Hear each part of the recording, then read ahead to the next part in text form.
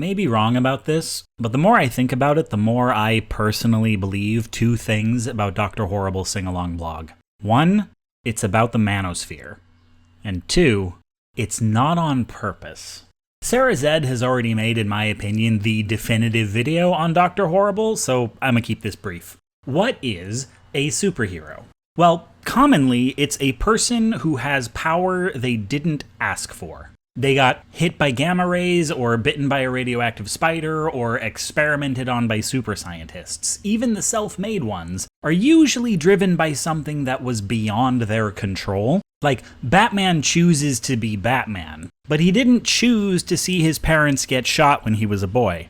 Iron Man chooses to be Iron Man, but he didn't choose to get a chest full of shrapnel. Those are the reasons they became superheroes. And what is a supervillain? Typically someone who has power, but wants more. Often they don't have as much power as the hero and are constantly seeking the energy source or alien mineral or leverage over their loved ones that will finally make them stronger than their chief impediment. So a central distinction between comic heroes and villains, commonly, don't get up my ass about exceptions, it doesn't make you interesting, is having power you didn't want versus wanting power you don't have. Seeking power is usually synonymous with evil, and it's necessary for our empathy with the hero that their power was thrust upon them. Now, what is a bully? Usually, just a kid who's big. They didn't ask to be big. At that age, they certainly don't have to work for it. They're just a kid who's bigger than other kids, stronger than other kids. And what is the kid who gets picked on? Usually a kid who's smaller and or weaker and or kinder than the bully, to the point that it's easy for the bully to pick on them. Someone who poses a lesser threat. Probably someone who resents the bully's strength because they feel it exerted upon them. Probably someone who thinks the world would be better if they had as much, if not more, power than the bully. Dr. Horrible's big savvy hook is realizing that the power dynamic between hero and villain tracks with that of the bully and the nerd. Having power you didn't work for versus envying power you don't have. But the typical points of empathy are reversed. So you can subvert the superhero archetype by making the bad guy an awkward drama club kid and the good guy a shitty high school quarterback. That's a good hook. Throw in some catchy songs with clever lyrics and you've got a cult hit. But here's the problem. Penny. In both the hero-villain story and the jock-nerd story, the love interest is just a beacon of ambiguous, desirable goodness whom the men fight over. Penny ain't subverting shit. But the men's relationship to Penny is illustrative. So Billy falls for Penny before ever talking to her for no good reason. He doesn't know if they're compatible or share any interests. He can just see that she's a good person, which she is. She is a beacon of ambiguous, desirable goodness. And she falls for Captain Hammer because she has a near-death experience and a big strapping man is there for her, so Billy befriends her at the exact moment she's no longer on the market and obsesses over defeating his arch-nemesis in order to win her affections. Which is a totally dipshit thing to do, because if he could open his eyes for 5 seconds, he could see this relationship is going to last about a month at most, that Penny has genuine feelings for him, and if he could just sit tight, he'd probably get everything he wants, and even if not, she's still a positive addition to his life as a friend.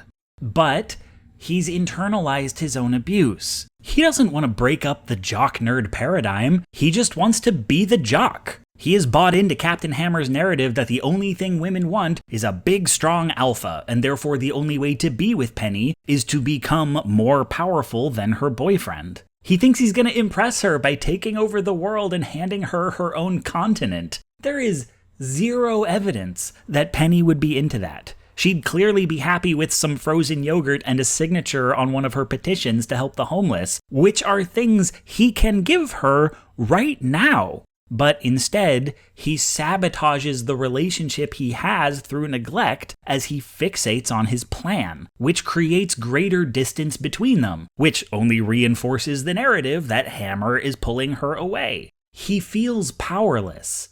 and cannot conceive of any solution to his problems other than gaining power. Certainly not working on his own value as an individual, like being kind, present, integrated in a community, or literally any pro-social behavior that would make him a desirable partner. And he's expanded this resentment to all of society. He can't really articulate why him ruling the world will fix it, or even what's wrong with it in the first place. He's just sad and arrogant enough to think that whatever makes him no longer unhappy would be the solution to all the world's problems. That him being sad can't just suck. It has to be indicative of a deep moral rot. And, of course, none of his pain is his fault. It's incel logic. And I'd be ready to commend the series for so perfectly encapsulating how nerds turn into reactionaries, except for that same problem. Penny.